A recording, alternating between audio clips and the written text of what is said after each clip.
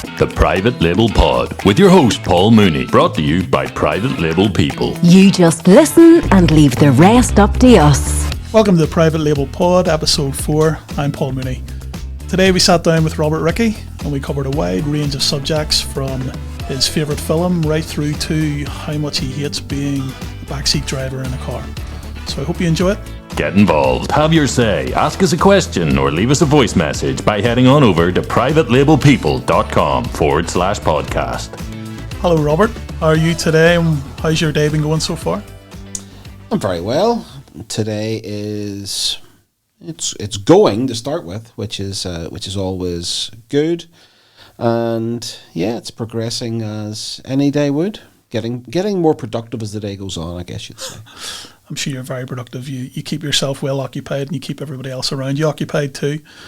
Do you find that's something that comes naturally to you, helping people and leading people? Are you a natural leader, would you say?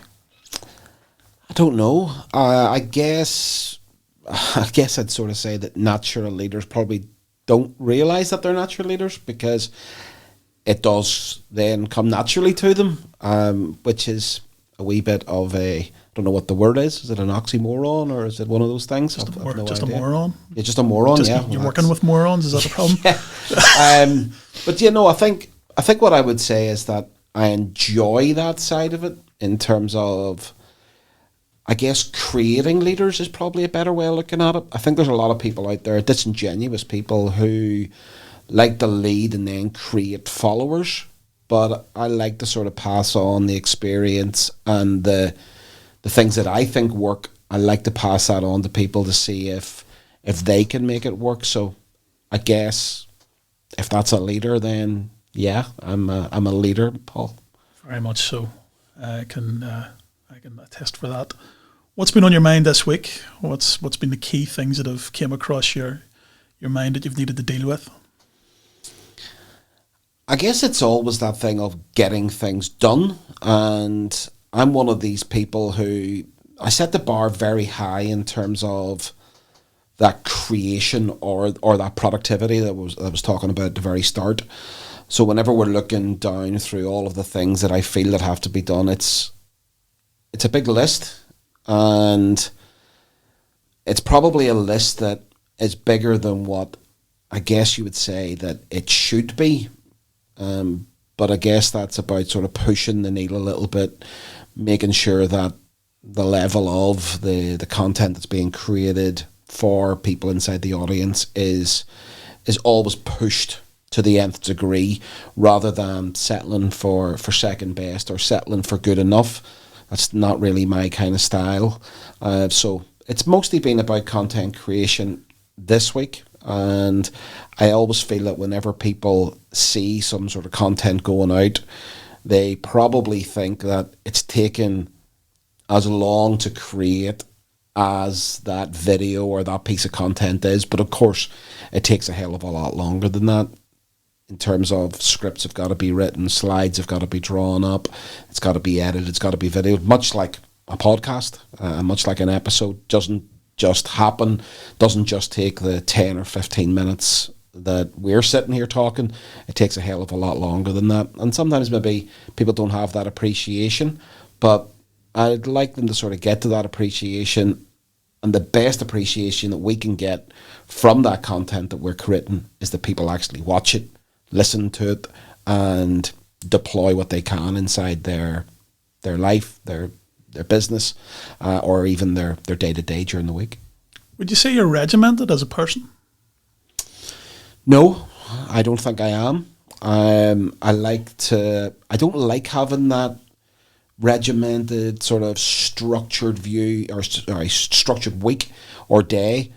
I believe there's some sort of structure to it, but I'm one that's able to work within the boundaries of what I would call time blocks. So, for example, if you take a look at my Google Calendar, and if Google Calendar wasn't there, I'd be completely useless, because I do like to schedule things in, which I guess is somewhat regimented. But I'm able to put in a block that maybe says, since we're talking about content creation, I'll have a block in there that says material, and that might be 3 hours of a block.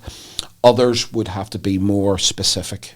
to that. So they might have half an hour for Paul's podcast on this exact topic, or this exact report needs to be run. But I think there's there's probably three types of people. There's two types of people who can work with those blocks because it's a more generic piece of work. There's some people who are specific, and then there's people who don't put it in at all, and they're definitely the ones that need to have a look and install a calendar of sorts. You're the sort of person, just to give the listeners an idea, we went to pick up your new car last week. Thanks. You were just rubbing it in, weren't you? That Lamborghini that you got. But even just as an example of you will find something and you will know exactly how it works, and you really familiarize yourself with it. So your son Oliver was driving, and he was asking, he was wanting to put music on, but he wasn't sure how to work the controls of the system. And I had driven a very similar car for about 3 years, and you showed him inside. You drove a Lamborghini for 3 years? Yeah, but it was yours. Oh, right. I knew I had to change it. But inside about 3 minutes, you taught me more than I'd found out in 3 years, because I'm the sort of person, I'll go, all right, okay, I'll just drive, and then I'll think about, I wonder how that works, and I never really get to the bottom of it. But you seem to be the sort of person that whenever you purchase something or whenever you get into something, you want to know exactly how it works. And you just mentioned Google Calendar. Now, I use Google Calendar, but I have a funny feeling that I'm probably only using it to about 20% of its ability. Is that something that you thrive on? Do you get a little bit sort of excited about new things and how they work and taking every little sinew from them?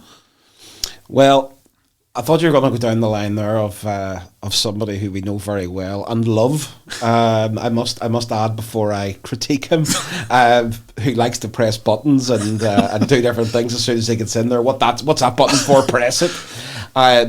Me, I'm not so much about the pressing of the buttons, but I do like to explore the functions of, say, I guess cars are a great example. I think maybe bits of like software are another good example, and exploring them to their nth degree sometimes, or at the very least what I want it for, getting in under the hood, so to speak, and testing things out. I'm a big believer in, I guess some people would call it trial and error in the likes of software, but just getting in under the hood and testing out the different features that either, say, software or a car has. And then whenever you've done that, you're going down through, what you tend to find is that they're all pretty similar. It's like, and they're all pretty similar for a reason, because that's what the user experience has been designed around. So, inside a car or inside a software, especially inside software, you'll see that, the login area is kind of inside the same area. The billing area is inside the same area. But going down through and finding little things, I guess, is maybe that's my thing, where it's like other people just go surface deep and find, what do I know that this can do for me right now? I like to go at least one step further and go, yeah, but what's inside that menu? What does that mean? And while I may not know why I might need that or how that works today, you bet your bottom dollar that I'll go and find out and dig a little bit deeper and do a little bit more research into what it is and then how it could be useful in the future. It's funny because I was watching the King's speech yesterday here in the UK. Is it the Kings or the Kinks? The Kings, no, not Ray Davies wasn't there, I don't think. But I prefer the Kinks actually to the speech. Make it more sense out of it. Well, one of the things they were talking about was Rishi Sunak, the Prime Minister, and his drive for driverless cars. Can you imagine yourself sitting in a driverless car? You tend to like to lead yourself and be the driver. Can you imagine yourself kicking back in a car and letting it drive for you? Yeah, I'm not sure about that. I guess some people might say it's sort of like control freakery, but I tend not to see it like that. But I am a horrific passenger in the car, and that is in the front seat. If I go into the back seat, I'm 10 times worse. And it's not that I'm a backseat driver, or I'm in the front passenger seat telling the other person how to drive. I just despise it. I absolutely loathe it.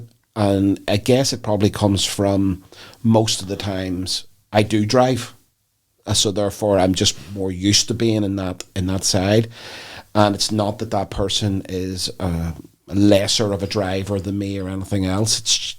I think it's just such an odd position to be in terms of like driverless cars. I think I'd probably be in exactly the same situation. You know, it would just feel really, really odd.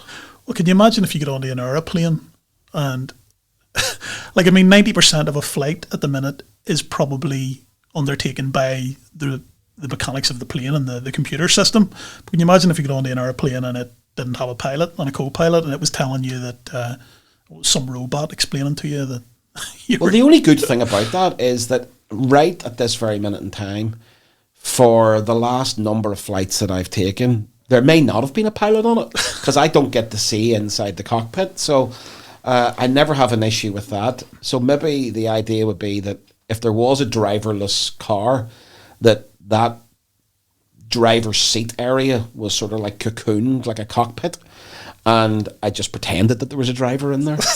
that might work. Just a little hat on a mannequin will get you. Yeah, and also if he was driving me to somewhere warm, like the Mediterranean somewhere, like a plane does, then that'd be even better. Ideal, absolutely ideal. What do you make of this whole? There's obviously a lot of stuff around AI at the moment. What do you make of AI? Some people, it seems to be frightening the life out of them. Other people are really embracing it. I guess it's like anything in that people can make a nuisance of it and take it to a bad place. But do you welcome it? Do you think it's something that's going to be very positive? Yeah, I certainly what you've said inside the question, Paul. It's like there's so many great things out there that are abused by others. Like literally 2 seconds before I sat down with you, I had a message from my credit card. And did I do a transaction on Apple for £918? And I didn't. And it's obviously on some fraud list. So spoke to the bank there literally seconds before I came in to sit with you. You love banks, don't you? Oh, they're my absolute favourite. Them in the government. And you mentioned Rishi Sunak. Next we'll be taking about City Khan and the Lord Mayors around the country. But credit cards are fantastic, but they're open for abuse, and spreadsheets are open for abuse. You could also argue that spreadsheets were like an early form of AI because you can put formulas into them and they'll do the work for you type of thing. AI's just taken a lot of these things onto the next level. And while it's very early doors at the minute for it, some of its applications are amazing, like absolutely amazing. And certainly in our realm of private label selling, there are some really, really cool little things that you can do it really speeds you up. Now, of course, you've got to check its work, but you would have to check your own work anyway. But we've been developing a little bit around it in terms of keywords, in terms of titles, in terms of phrases. The importing HS codes are fantastic on it because they don't really change and haven't really changed over the years. So the majority of AI's database that it's using is 2021 or 2021. So the HS codes really go hand in hand, and sometimes people take hours to go and look these things up, whereas AI and ChatGPT responds in seconds to these things. So yeah, I'm embracing it as much as I possibly can. Do I think it's dangerous? Yeah, in the wrong hands it is dangerous, but isn't everything? Yeah, no, absolutely. And maybe they'll have an AI version of you and I sitting here soon.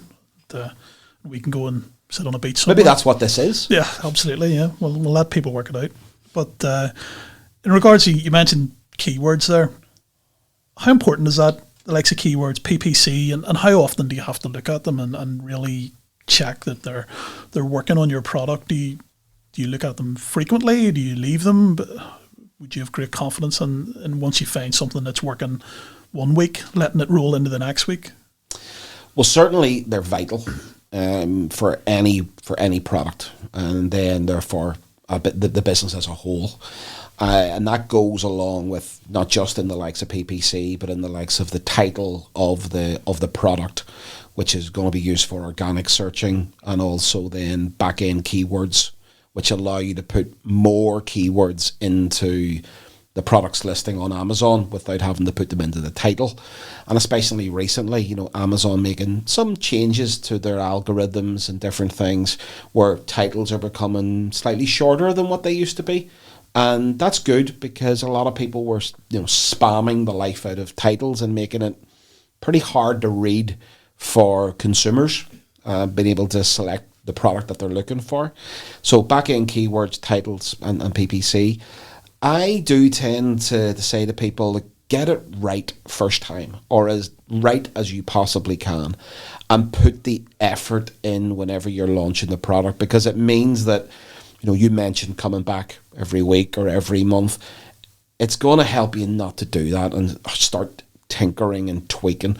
Once you get on to, the moving walkway of tweaking and tinkering, it's really difficult for you to get off it. And you're going to come back in. If you were tinkering and tweaking every month, you'll start doing it every week. You start doing it every week, you'll start doing it every day. It really is the road to nowhere. So I always say, put the effort in at the start, get it as right as you possibly can, and then let the data guide you as you're going forward and looking and seeing, okay, so how could I improve this after a decent set period of time? Maybe that's 6 weeks, 2 months, but looking at the data each particular time and saying, and also, do I need to change anything? Or is my data telling me that I'm trending in the right way here? And therefore, there's no need to change or tweak anything. And I take it that's something that the team here, private label people, do. They can look at keywords and they can do that themselves without the actual average person having to worry too much about it. Yeah, and also, any of the people inside our group, whenever they've got what we would call a scenario, we'd always ask them to say, send us the data so that we can look and see what's this scenario telling us to do, or what I like to call it is what to do when. Because a hell of a lot of the time people say, well, I don't have enough. Well, what does that actually mean? The trend line should tell us where we're going here, and then we can set what we feel that they should be doing, and just keeps them right. They maybe don't have that experience of these products doing certain things, and I know there's a lot of loose or open-ended sentences there without an end to it, but it really is what happens when. And while that list is not exhaustive in terms of scenarios, there can be quite a lot, because we're dealing with a number of variables. We've got our sessions, or the number of people that land on a listing. We've got our unit session percentage, which is the conversion rate. So if 10 people land and one buys, that's 10%. We've also got our PPC version of that. We've got our organic sessions. We've got seasonality. We've got a number of variables that can change the number of scenarios of the what happens when, but it's not exhaustive. And then when we give our information or our advice back to people, then they start to see patterns. Hey, that looked like a previous product that I did, or this product is starting to look like that one, and so on and so forth. So I definitely encourage people to send us that data, let us have a look, let us report back on your behalf, and again, do that heavy lifting for you so that you can do the light lifting to turn a bad trend into a good trend. There's certainly a lot to think about, some of the things that you've just mentioned, and it's great that you can take that weight from people. What's the biggest mistake? What frustrates you the most whenever somebody is researching a product and looking to put it out there? Is there something that comes to mind that you just see so often that you just think, no matter how many times you tell people not to do it, they keep doing it? I think it all stems from the expectation, and in a weird way they have this expectation which is not front and center, but it's actually in behind. It's the expectation that they want or are expecting but won't say it. So they'll say that that they don't have this expectation around a product selling. They talk about sales units all the time instead of focusing down on the sessions and the unit session percentage, because that's where a sales unit is created. It doesn't just happen, right? It happens because it's the outcome of an event where sessions meet the conversion, and then that sale unit is actually produced. But also, I guess the biggest thing that people do is, I wish I could swear, but I'll say messing around with their sales pricing. Right? So do you know what swear word I would choose? But it's like messing around with their sales pricing, and they do it monthly, they do it weekly, some people do it daily, and it's all to do with, well, this product didn't sell. And again, it gets back into that micro-analysing, or like uber micro-analysing. They go in and they go, well, this product sold 2 units on a Monday and it didn't sell anything on a Tuesday, so therefore I will now change my price on a Wednesday. I see this over and over and over again. And as our good friend Michael Elliott once said to me, I've got a season ticket, a front row season ticket to seeing that. And I really like that phrase, but I see it so often. People just will not give anything any time. Maybe it's an indictment of society as we know it now, but please, people, just give your product a little bit of time. You sort of believe that you should reach for the stars, don't you, in terms of whenever you're setting out your business and what you want to achieve for that business, you often talk about a critical number. And I think whenever you talk about a critical number, you want them to take as much into account as possible. So, people tend to, from what I've seen, reach for the minimum in terms of, right, okay, what's my mortgage per month? What's the least I can live on whenever they're starting a business? Do you feel it should be the opposite? Do you feel that people should think about what's going to lead to the best lifestyle for me, and really reach for the stars and really go for it and be massively positive about starting a business? Within reason, yes. And as you say, I see people doing one of two things and neither correct. They either go for this minimum viable product that they've been told different things, like an MVP or a minimum viable product is more so used in like software and different things like that. So it's to that stage where what is the minimum amount of features and functions of a software that will make it work, that we get out to be a version 1. But your personality, your lifestyle, your life, for God's sake, it shouldn't be minimal. That shouldn't be what we're aiming for. We should be looking at it more as a maximum within reason. And then I see other people going to arbitrary numbers. And arbitrary numbers absolutely kill me whenever they say, I want to make 20,000 a month. But why? Why is it so exact, right? And I question it then, because I would say that it's exact because you haven't put any thought into it. It just sounds good. So I want to make 20 grand a month. I want to make 10 grand a month. I want to make 5 grand a month. Those are the 3 most obvious. And whenever you put it in terms of like the 20, they can't answer you, right? Because they haven't actually worked it out what they need or what they want. And if you did go into that, you would start to see weird expectations and different things. It's like setting out something that is kind of between minimum and maximum is probably the best way. What makes you happy? Do we have to all own a 50-meter yacht in the south of France? No, I mean that's unlikely. That's unrealistic expectations, and I don't think it would change the majority of people's lives. But being able to drive a nice car, let's say, nice in inverted commas, be able to live in a nice house, be able to go out and enjoy meals with our family, whatever, all of those things should then be taken into consideration. So I guess that critical number is where sort of like optimism kind of meets reality and kind of meets some sort of, I guess I would call it sociocracy in relation to your lifestyle. And do you set yourself goals? Are you somebody that's driven by goals, or do you live day to day? And or when you come in the morning, do you have something that you really want to achieve each day, or each week, or each month? Or how important do you think it is to have goals set out for yourself going forward? Yeah, I'm all into a good target and setting that out, mostly in terms of some of them are monthly, some of them are quarterly. Very rarely have any annual goals, simply because I think it just takes too long. A year is a long time, and I think it's sort of been thrust on people that a year is the marker. We don't have. I'm starting to go all existentialist again today, but it's like we don't have that many of those in our lives to start judging it by. Whereas quarters and months, I think we've got a hell of a lot more. And a great book that I once read was The 12-Week Year, which basically described achieving as much in 12 weeks or a quarter of the year as most people do inside 1 year. And it really changed my outlook on it. It was just, there's almost little that you cannot achieve in 12 weeks that most people do inside a year. It's just how you set yourself up to do it.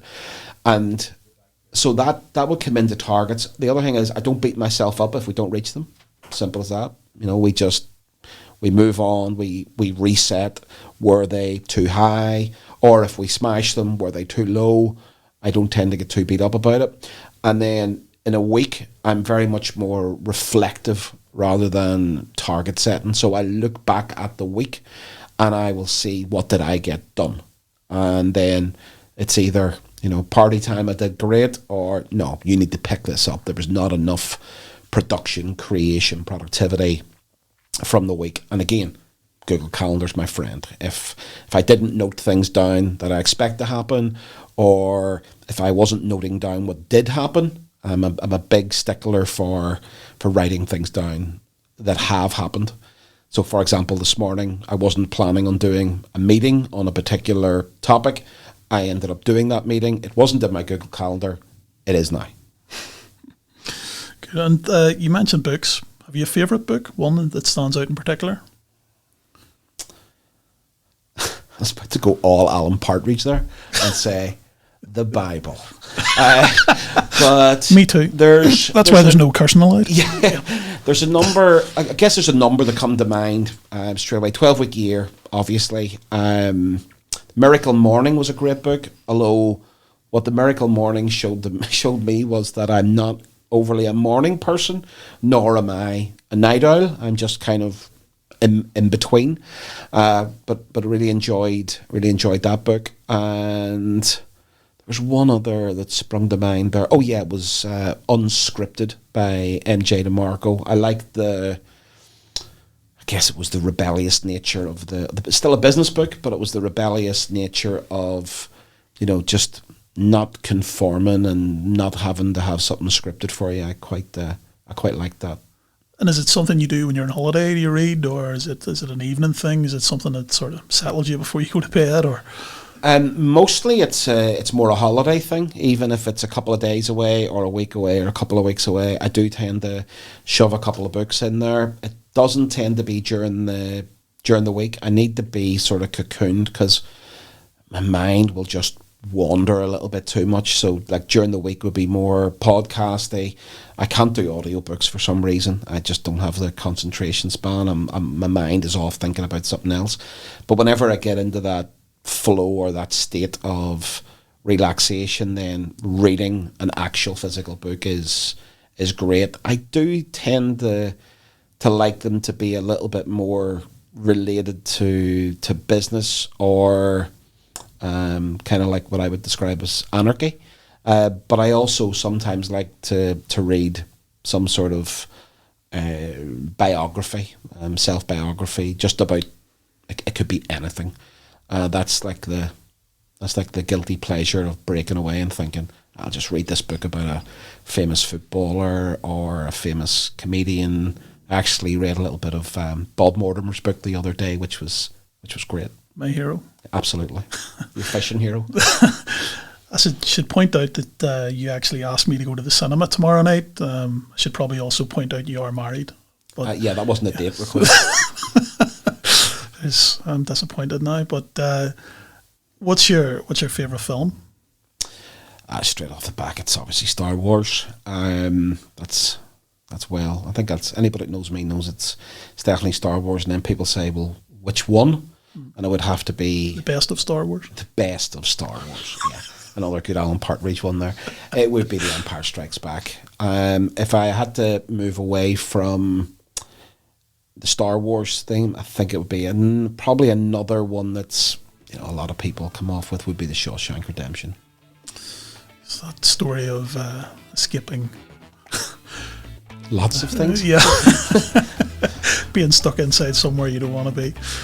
But no, that's great. Thank you very much, Robert, for joining us. Welcome. And give us a little bit more detail about your day-to-day. I think everybody wanted to hear that, so thank you once again. Get involved, have your say, ask us a question, or leave us a voice message by heading on over to privatelabelpeople.com/podcast. Thank you to Robert for joining us. I hope you enjoyed that.